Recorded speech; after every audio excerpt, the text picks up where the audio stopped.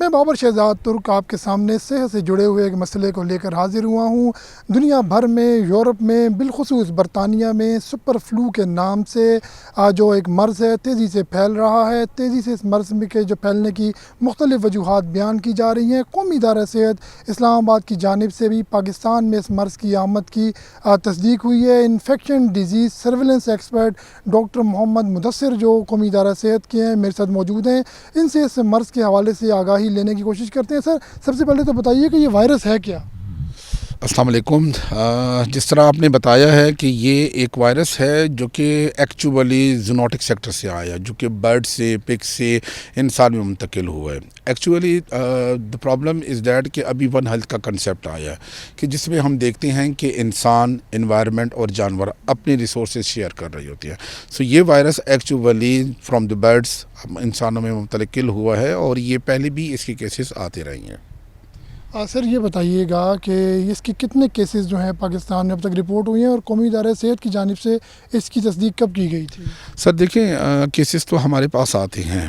ایک بات کی میں یہاں پر وضاحت دینا چاہوں گا کہ یہ ایسا نہیں ہے کہ جیسے کووڈ کا تھا اور ایک دم سے سڈن رائز ہوئی تھی۔ ہمارے پاس اس وقت یہ پاکستان کے اندر 5 سے 10% کیسز آتے ہیں، ٹھیک ہے، لیکن یہ ایک نارمل سیزنل فلو کی طرح ہی ہے، ٹھیک ہے، as compare to the COVID. وہ اس طرح کے مطلب ایک لوگوں میں مسکنسیپٹ پایا جاتا ہے کہ خدا نخواستہ ایک نیکسٹ پینڈیمک آ رہا ہے۔ سو ایسی کوئی بات نہیں ہے۔ اس میں ہم نارمل پریونٹیو میجرز کریں گے تو انشاءاللہ اس سے آپ بخوبی برآزما ہو سکتے ہیں۔ علامات کیا ہیں سر اس مرض کی؟ بیسیکلی علامات اس میں ریسپیریٹری پرابلمز ہوتی ہیں، سانس لینے میں تکلیف ہوتی ہے۔ جس طرح سے ضروری نہیں ہے کہ ہر علامات ہر مریض میں ہو، کف کی صورت میں آ سکتا ہے، ٹھیک ہے، سور تھروٹس ہو سکتی ہیں، آپ کے ریسپیریٹری پرابلم ہو سکتی ہے، نزلہ، فلو، سائنائٹس ہو سکتا ہے، ٹھیک ہے۔ تو یہ ابتدائی چند علامات ہیں۔ میجورٹی آف دا کیسز میں یہ بھی نہیں ہوتا، جس کہ اگر یہ امینو ڈیفیشنسی کچھ لوگ ہیں، امینو کمپرومائز جن کی قوت مدافعت کم ہوتی ہے، ٹھیک ہے، ان میں یہ علامات زیادہ طور پر نمودار ہوتی ہیں، لیکن اس کے علاوہ اگر ینگ جنریشن ہے اس میں اتنی زیادہ یہ علامات سامنے نہیں آتے۔ پاکستان میں اس کی ویکسین وغیرہ دستیاب ہے اور قومی ادارہ صحت کا رول کیا ہے اس حوالے سے؟ یہ آپ نے اچھا کویشچن کیا کہ دیکھیں، بذات خود کہ قومی ادارہ صحت اس کے اوپر ایک ایگل آئی رکھ رہے ہیں۔ ہمارے مختلف ایکٹیویٹیز اس میں ہو رہی ہیں اس وقت بھی کہ نمبر 1 ہمارے پاس ایڈوانس ڈائگنوسٹک فیسیلٹی اویلیبل ہے، نمبر 1۔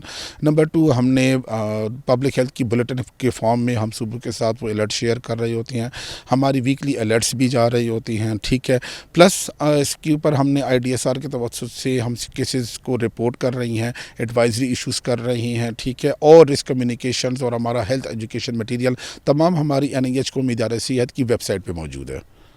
سر یہ بتائیے کہ یورپ میں بالخصوص برطانیہ میں اس مرض نے جو ہے بہت تیزی سے پھیلا ہے، تو پاکستان میں اگر خدا نخواستہ یہ مرض پھیل جاتا ہے تو کیا ہمارے ہاں انتظامات موجود ہیں؟ دیکھیں، پاکستان اس سلسلے میں بڑا ایک میں کہوں کہ خوش نصیب ملک ہے کہ قومی ادارہ صحت کے توسط سے جب یہاں پر ہم رسک کمیونیکیٹ کر رہی ہوتی ہیں، مجھے نہیں لگتا کہ اس طرح کے کیسز ایک دم سے آئیں گے، لیکن دیکھیں فیوچر کا کسی کو بھی پتہ نہیں ہوتا، یہ کسی بھی ٹائم یہ وبا رائزنگ اپ ہو سکتی ہے۔ سو اس میں جو میجر جو پریونشنز ہیں کہ اپنی ہینڈ ہائیجین کا خیال رکھیں، نمبر 1، اپنے کف ایٹیکیٹس کا خیال رکھیں، جس طرح سے آپ کو باقی منہ کو ڈھانک کے رکھیں، غیر ضروری طور کے اوپر باہر نہ جائیں، کولڈ سے اپنے آپ کو محفوظ رکھیں، بہت زیادہ کنجسٹڈ انوائرمنٹ میں نہ بیٹھیں۔ تو انشاءاللہ اسے یہ سمپل پریونٹیو سٹیپ ہے کہ جس سے عام بندہ ٹھیک ہو سکتا ہے۔ یہ بتائیے گا کہ جو بچے ہیں اور بزرگ ہیں ان کی قوت مدافعت کم ہوتی ہے، بچوں اور بزرگوں کو خصوصی طور پر کیا اقدامات کرنے چاہیے اس وائرس سے بچاؤ کے لیے؟ دیکھیں، یہ ڈیپینڈ کرتا ہے وائرل لوڈ کے اوپر، حالانکہ یہ اتنا کوئی نوٹوریس جسے کہہ سکتے ہیں وائرس نہیں ہے۔ H3N2 یہ ایک سب ٹائپ ہے ایک انفلوئنزا A کی وائرس کی، ٹھیک ہے۔ سو اس میں احتیاطی تدابیر خاص طور پر جو بوڑھوں کو چاہیے جن کا قوت مدافعت کم ہوتا ہے، ٹھیک ہے، کہ وہ اس طرح کی جو میں نے آپ کو پہلے بتائی ہیں علامات اور ان سے بچاؤ کہ اپنے کف ایٹیکیٹس کا، انفیکشن پریونشن کنٹرولز کا، ہینڈ ہائیجین کا، ان کا خیال پر زیادہ رکھیں، اپنے آپ کو گرم رکھیں، موسم کے مطابق اپنے گرم کپڑے پہنیں، ٹھیک ہے، تو انشاءاللہ اس سے محفوظ رہا جا سکتا ہے۔